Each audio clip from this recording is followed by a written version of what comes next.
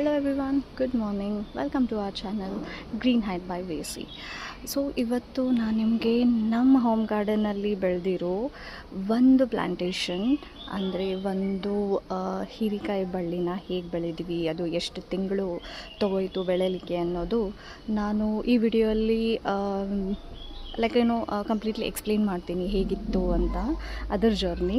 Okay, so ಇಲ್ಲಿ ನೋಡ್ತಿದ್ದೀರಾ ನೀವು, ಆಲ್ರೆಡಿ ಒಂದು ಹೀರೆಕಾಯಿ ಆಗಿದೆ. ಓಕೆನಾ, ಇನ್ನೊಂದು ಆಗಿತ್ತು, but the main thing is ಬಿಸಿಲು ತುಂಬ ಇದೆ ಅಂತಂದು ಅದು ಒಣಗೋಗಿ ಬಿದ್ದೋಗ್ಬಿಟ್ಟಿದೆ. ಆಮೇಲೆ ಬಳ್ಳಿಯಲ್ಲಿ ಸ್ವಲ್ಪ ಎನರ್ಜಿ ಕೂಡ ಕಡಿಮೆ ಆಗಿದೆ. ಇದು ಆ್ಯಕ್ಚುಲಿ ತುಂಬ ಬ್ಯೂಟಿಫುಲ್ ಆಗಿದೆ. ಓಕೆನಾ, it's been like only 1 week ಇದು ಆಗಿದೆ.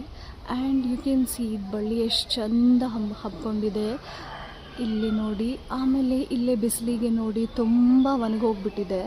ಅದಕ್ಕೆ ಈ ವರ್ಷದ ಬಿಸಿಲು ಅಂತೂ ತುಂಬ ಇತ್ತು ಕಣ್ರಿ. ನಿಜ ಹೇಳಬೇಕು ಅಂದರೆ ನಮಗೆ ಆಗ್ತಿಲ್ಲ ಪಾಪ, ಗಿಡಗಳೇನು ಬೆಳಿಬೇಕು ಹೇಳಿ.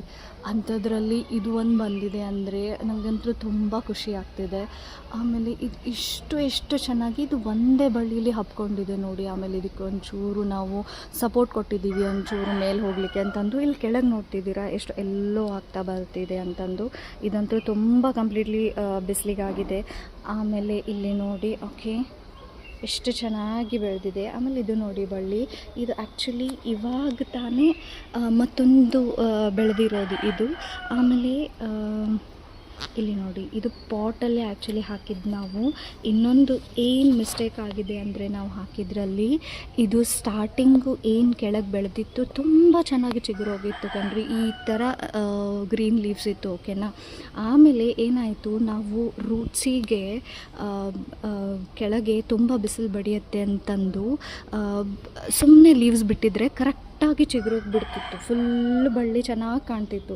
ಆದರೆ ನಾವೇನು ಮಾಡಿಬಿಟ್ಟಿದ್ದೀವಿ ಅಂದರೆ, ಲೀವ್ಸ್ ತುಂಬ ನ್ಯೂಟ್ರಿಷನ್ ತೊಗೋತೆ ಅಂತ ಕೆಳಗೆ ಕಟ್ ಮಾಡಿಬಿಟ್ಟಿದ್ವಿ. ಇಲ್ಲೆಲ್ಲ ಏನಿದೆ ಅಲ್ಲ, ಇದೆಲ್ಲ ಕಟ್ ಮಾಡಿ ತೆಗ್ದಿರೋಕ್ಕೆ ಬಿಸಿಲು ಬಡಿದು ಅದು ಬಿಸಿಲಿನ ತಾಪಕ್ಕೆ ತಾಳಲಿರಲಿಕ್ಕೆ ಕಂಪ್ಲೀಟ್ಲಿ ಒಣಗೋಗ್ಬಿಟ್ಟಿದೆ ಕಣ್ರಿ. ಆದರೂ ಅಂಥದ್ರಲ್ಲಿ ಇದು ಎಷ್ಟು ಚೆನ್ನಾಗಿ ಬೆಳೆದು, ಆಮೇಲೆ ಅಷ್ಟು ಚೆನ್ನಾಗಿ ಬೆಳೆದು ಹೀರೆಕಾಯಿ ಆಗಿದೆ.